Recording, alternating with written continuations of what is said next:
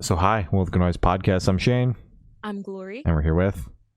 Dawson Scholz from the ongoing concept. All right, some questions to say about their upcoming album again. So congrats on that, by the way. How do you feel about the response to it so far? It's been awesome. I think we weren't really sure how people would take, like when you've been on hiatus for 6 years, you don't know if people are still like even know who your band is anymore. So we were kind of unsure, but it seems like the reaction and like just people have seemed to really enjoy it, and they're super excited for everyone to be back. So it's been pretty cool to see. Hell yeah, the album rocks. Oh, yes. Oh, thank you. Of course. You guys probably heard it before everyone else, right? Yep. Yep. Yeah, okay, cool. Yeah, no, there's a lot of songs in there that I really am excited for people to hear beyond just the three that we've released so far. So it's cool when, you guys get to hear it before everyone else and get to, give me a little bit of what's it called? Neutral Feedback. Unbiased opinion. feedback. Yeah. So Yeah. that's Yeah. awesome. Sure. So is there any meaning behind the album title or cover art? Yeah, so the album title kind of came from a combination of, us coming back as a band again, and uh also trying to go back to our roots, in the sense that I didn't want to like give our audience like a brand new ongoing concept. I wanted to make sure we were still doing stuff that we've done in the past, so people would go, oh, this sounds like the ongoing concept. Um and so I spent a lot of time going back to our older songs, back to our like older sessions on Pro Tools or whatever, and like seeing what we were doing back at those times. I mean, that was 2013 when we were doing Saloon, 2014/15 when we were doing Handmade.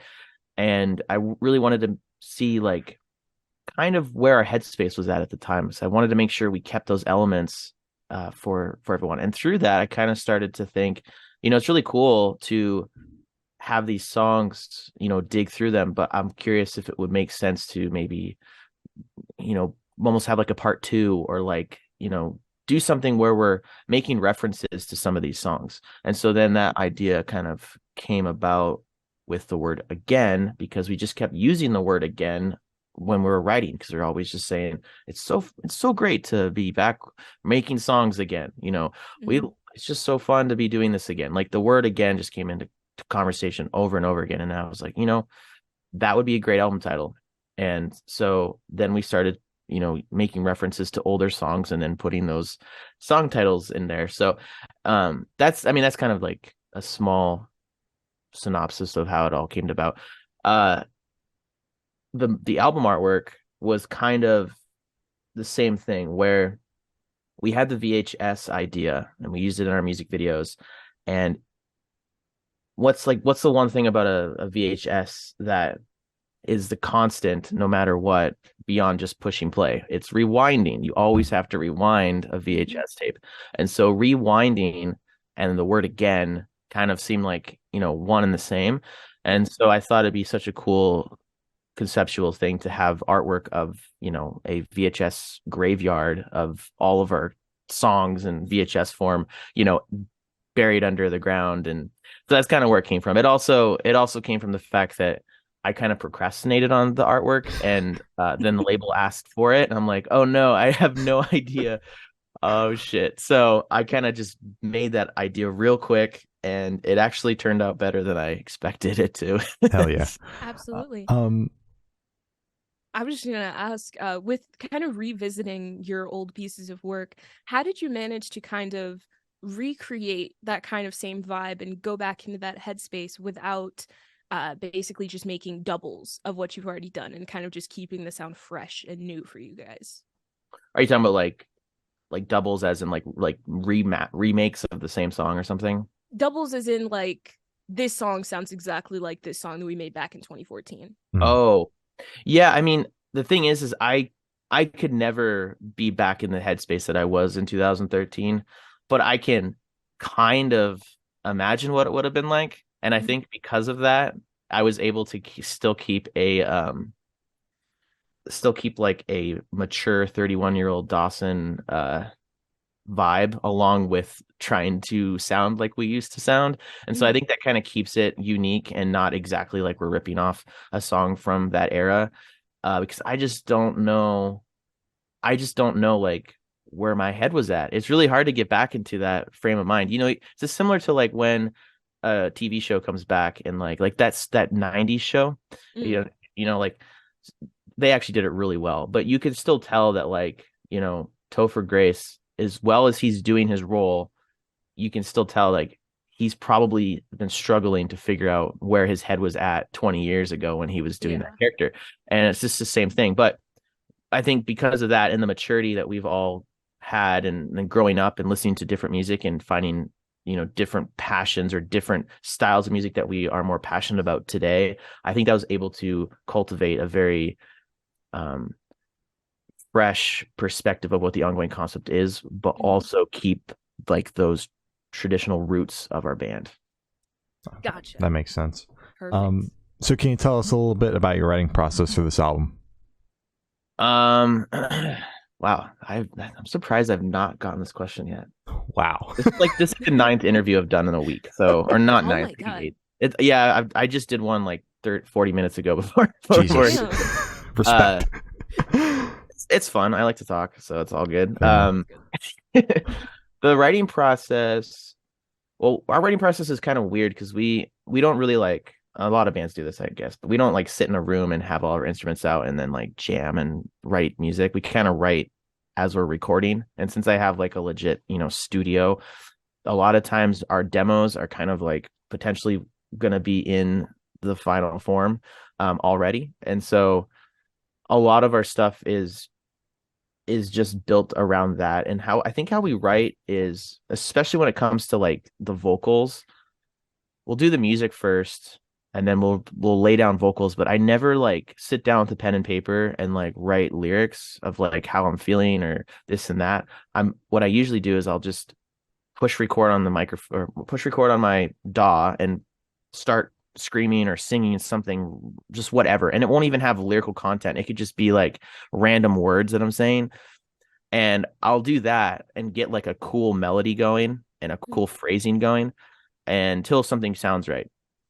And then after the fact, oftentimes I will then have to go back through and put lyrics to the phrasing and the weird melodies that I created, which is sometimes a pain in the ass because I don't know what I'm supposed to be talking about. So it's kind of a weird thing. Like if you're to listen to some of our old, like, sessions of even this album, going back when we were just starting to figure out the process of the vocals and stuff, it would just be me saying random syllables, random words, nothing made sense, and it would sound really silly. And it sounds nothing like the, final thing. So that's kind of the writing process. I think another thing too is, TJ, our bass player, and Parker, our drummer, both can record themselves too. And so oftentimes we'll keep everything in like a Dropbox. And so they can access the sessions on their computer at home and then do some work to it, do what they want. And it's kind of become like a cool collaborative process through it all. So TJ, Parker, and I really are the ones like diving in, doing stuff on the side. But yeah, I mean, our process is just really weird, and it's not really conventional, I think, to how other bands do it. And since we produce everything ourselves, we don't go to a studio and do everything there. A lot of bands will come into the studio with like 2 or 3 demos that they've made, and then the producer, over a course of like a month, they'll just sit and help write with the actual band. And a lot of times the producer is writing just as he's like a 5th member or a 6th member of the band. So that's not really how we do it. So it's just different, I think, in some ways. And we also take a long ass time. It took us a few years. Like I've been sitting on like Feel Again. We had that song finished like in like February of 2020. Damn. So and we shot the music video in May of 2021. Wow. So or something like that. So it's been like 3 years of having Feel Again, which was our very first song we wrote. And then we wrote an album after that. But the music video has been almost out for been done for 2 months. We did go back and redo some stuff like 3 weeks ago, right before, but we haven't changed like how we look. I still have long hair. Kyle still has long hair. So you can't even tell the stuff we shot 3 weeks ago and what we shot 2 years ago. But that's how long I've been sitting on that song. So it's been very it's been very I don't know, patience is a virtue, I guess, but I've just been sitting on them hoping people will enjoy them. And here we are, 1 week away or 4 days away to releasing it. So it's Yeah, very, very exciting. That's awesome. Hell yeah. be awesome. So what song off this album took longest to write, and which one is your personal favorite? Feel Again for sure. So that's why it's so old, is because it took us like 6 months. It was like our first single. We didn't know if we were even going to want to be a band, like doing full length record. We just wanted to see what writing was like. And we were all a little rusty. We're trying to get the flow of how everything was going to be with writing again. So we just took our time on that song, and it took like, I don't know, 4 or 5 months of just not writing every day. We would just Oh, at first at no no no no at first we would just come over once a week and just feel it out and see how we were interacting, and how much we actually wanted to write music.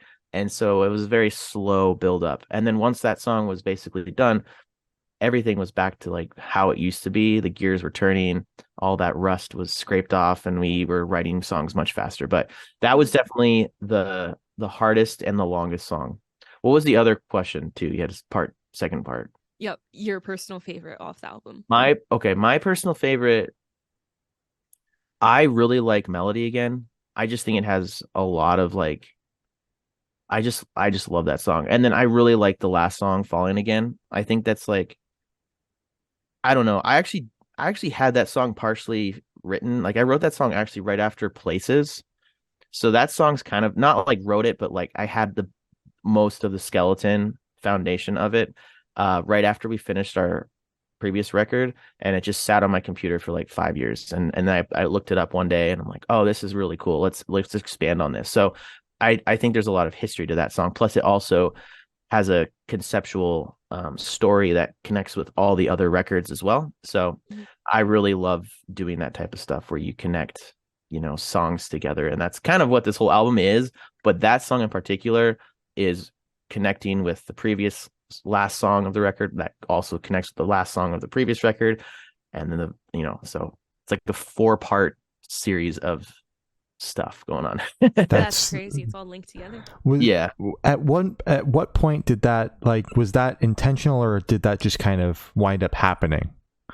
I think when we did Goodbye So Long My Love, which is on Saloon, we didn't really know where it was going to go. And then Handmade starts with the last note of that song on the first track. So then it was like, oh, this is connecting. And I think that's when I got the idea, let's make every last song of the record be like a continuation of the previous last song on the record. So it kind of came from that. I mean, I've always been a big Dream Theater fan. And they used to do, I mean, I haven't listened to them in years, but they had all these records that would connect or have a song, or like have a whole album that just was one continuous song. And so those kind of concepts were very like ingrained in me at an early age. And so I think I just always have this outside the box thinking when it comes to our records without even realizing it. And so I don't know. It just kind of comes naturally to just be like, oh, let's make this way. So yeah, that's kind of how the last song of the record connecting with everything else kind of came about, I think. Makes sense. So how'd the track list for the album come about? Did you guys write the opener, be the opener, closer, be a closer? Did you shuffle around and see what fits? What was that process like?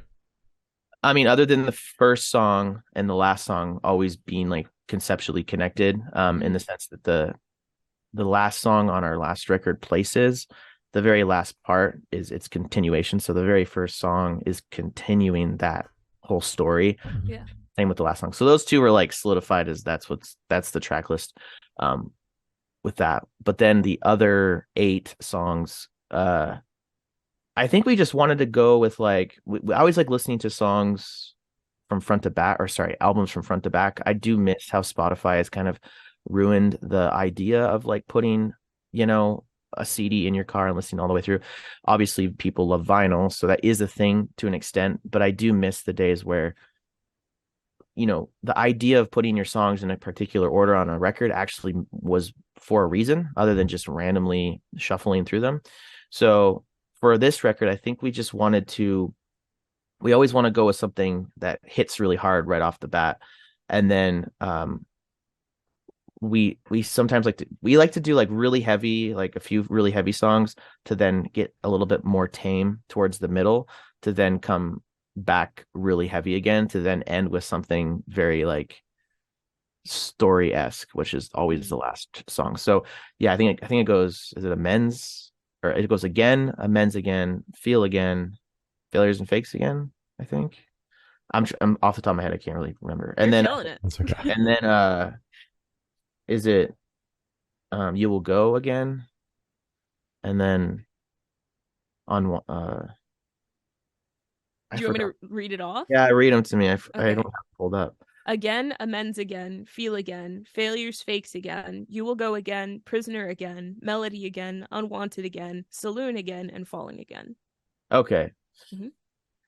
Yes. So I guess there really isn't any slower songs in the middle. I think we kind of just wanted to have, I think we just didn't want to have too many songs that sounded the same next to each other. So we kind of spread, like Prisoner Again's is really crazy. Feel Again's really crazy. But then there's, You Will Go and Failures and Fakes kind of to break it up, to give a little bit more diversity. And then Unwanted Again right before Saloon again is like a good way to kind of bridge, because Saloon goes really nuts for a second there. So yeah, I mean I think that's just our way of doing it. I did hear this interesting thing. I had a conversation with Matt Carter from Emory. Hmm. I don't know if you've listened to their album called We Do What We Want. It's from like 2010. But we were discussing how they did it, and it's interesting. They went with the most heaviest song and then went down until it was basically the most quietest song. So I thought that was a really cool idea, but we never did that. Yeah. No. So would you be able to tell us where your headspace is at while you were creating this record? Um, I think we were all in a really good, like, the coolest thing was we took a break for a while so we all could kind of mature, grow up, find different passions besides music. And so, I'm married now. My brother Kyle has 2 kids now. Parker is getting married in July. Like, we're all growing as individuals and settling down a little bit, becoming more adult-ish, and just being who we are and not having a band to define who we are all the time. And so I think with this record, it was such a breath of fresh air, because we weren't doing this because like it was our identity. Like, if this band, if the album never went anywhere, like, we still have our jobs, we still have our passions that we have, that doesn't always involve music. And so the writing process and the headspace we were in was very like, I don't know, we just weren't worried about it. It was just naturally fine, and there's no fighting, there wasn't really even any like butting heads at all. It was just Wow. very, very much it was just fun. It kind of felt like when we were writing our very first record, Saloon. Like, Aw. we didn't really have any things, like any shits to give, because we weren't signed yet. We wrote the whole record of Saloon before Solid State even picked us up. So that whole time we were just writing basically for nobody, and we didn't care if anyone really liked it or hated it. We just loved writing music. And so this time around, it felt very much like that. It felt like the first time. And it kind of brings back that childhood, you know, that feeling that you get, that nostalgia feeling that you get of those good old times. And that's kind of exactly where we're at. Felt like the good old times for sure. Oh yeah, that's That awesome. makes me so happy. And we've spoken to a lot of bands that have had, have taken the break and came back and reunited, and it's always been the same thing. And it's always so good to hear that, like, it's a breath of fresh air for all of these bands. Like, they're enjoying the writing again, Yeah, because you get into a flow where it's just like record, tour, record, tour, record, tour, and it becomes just this like, oh, all right, the next 6 months are focused on the album now. And I think that routine gets really, really boring and really monotonous. And at the same time too, no one is growing up. No one is. It's like a childhood movie star. Like, you always see them and they go, I don't even know. I didn't even have a childhood. My childhood was, being in Malcolm in the Middle or something. Like, it's just not, it's not healthy personally. Mhm. And so a lot of these bands that are just doing it over and over again, I'm not surprised that they have a difficult time, and I'm not surprised that they often will, kick members out or have break up altogether, and then maybe go on hiatus, and then find themselves and mature and grow up, and then come back, and it's a whole new mature, awesome experience. But it is tough because some people are touring at like 16 years old, and Mm-hmm. they're 25 now or 26, and like those really crucial years, 18 to 25, are completely lost in a new city every night and Walmart parking lots in a 15 passenger van. Like it's not Mhm. it's not very healthy. Yeah. So No, Absolutely. not at all. So this question should be super, super quick off the top of your head. I want you to describe this album for new listeners in 3 words, no more, no less. good old times. Oh, okay, that's perfect. Oh, That's yeah. perfect. Yeah. Yeah, 'cause it really feels like that. It The just good old feels days. good old days, good old times, good old days, whatever one you guys want to use. Yeah. Oh, yeah. Yeah, that's perfect. So, can you talk about any particularly challenging or standout moments from the creation of this album, positive or negative? Uh I think the funnest part, I think one of the funnest times was when we did like a little teaser video. We did a few teaser videos. We did we did one where it shows me like coming back to the band, and I come into the house and everyone's jamming, and I'm like, I don't know if you guys saw it, but it was basically me being like, I thought you guys all quit, blah blah blah, and then it's just a funny little video. That was really fun to make. Mm-hmm. I would say a rough time was nothing to do with us Mm-hmm. like fighting or anything. It had to do with TJ actually having to get brain surgery last February. Shit. He was out of commission for like a couple months. So Yeah. we thought he had a brain tumor. We thought he had cancer or something. And so because he lost his eyesight in one eye. And so after like getting all of his like doing his MRI or whatever, they found like a thing on like right on his forehead here. So he had to get brain surgery to remove it. He doesn't have cancer. He doesn't have a tumor. What he had was like a super rare form of autoimmune disease, which there's only been like 100 cases or something of it Oh ever. my It was God. very, very rare. Mm-hmm. And so it actually that whatever it was mass that was created actually did sever his eye, whatever connects your eye to your brain. So he is blind in one eye. So it was it was a very rough time for him, and it was a rough time for us because we were worried about our band member and friend. Mhm. Yeah. But also it kind of put a damper on writing altogether because we were like, is TJ even gonna be able to be in the band after all of this? So Yeah. it was a little rough, but he's doing really good now. So he yeah, he's working, he's totally fine. We did that tour last November and he was totally fine. So besides just being blind in one eye, he's basically 100%. He just has to go and get checked out quite often to make sure that isn't like that mass isn't free forming and stuff. So Mm-hmm. but yeah, that was probably the most insane time. But other than that, I mean, there isn't really anything super standoutish. Because it just kind of felt like it was a blur. After a while, you just start listening to stuff. I mean, it was fun to go and get our album mixed by Josh Schrader. I flew over there for a week and mixed with him, and he did like the Lorna Shore records, or the new one that got really big. Mhm. Yeah. So it's been really cool to see his career kind of like jump because of how big that band has gotten. Mm-hmm. So I was able to mix with him like right before the insanity of all that kind of happened, and I feel like it's going to be hard to get mixed anything with him now because he's Yeah. just blown up. Yeah. So Yeah. Makes it was sense. cool. I'm happy to hear he's recovered. And I'm sorry that happened. That's awful. But I'm very happy to hear that he's good now. Yes. Yeah, he's great. He obviously he just has to go in all the time and get checked out, which is not exactly cheap, and it's not exactly like ideal. It's never Yeah. fun to go into those MRI machines for 30 minutes. Yeah. No. Yeah. Stuff like that. Yeah. Yeah. So for this question, I want you to picture you're on tour, you're at a gas station for a rest stop. What is your snack of choice? Gas station, gas stop. I really like those corn nuts, like the ranch corn nuts. Yeah. Um, I also enjoy like Pringles, like salt and vinegar Pringles. Hell yeah. But I would say probably the corn nuts would be the first thing if I had to choose only one. All right. Not to come off as like rude or anything, but I think you're the only person who eats corn nuts, like I know. ever in the entire world. Really? I don't know Yeah. why.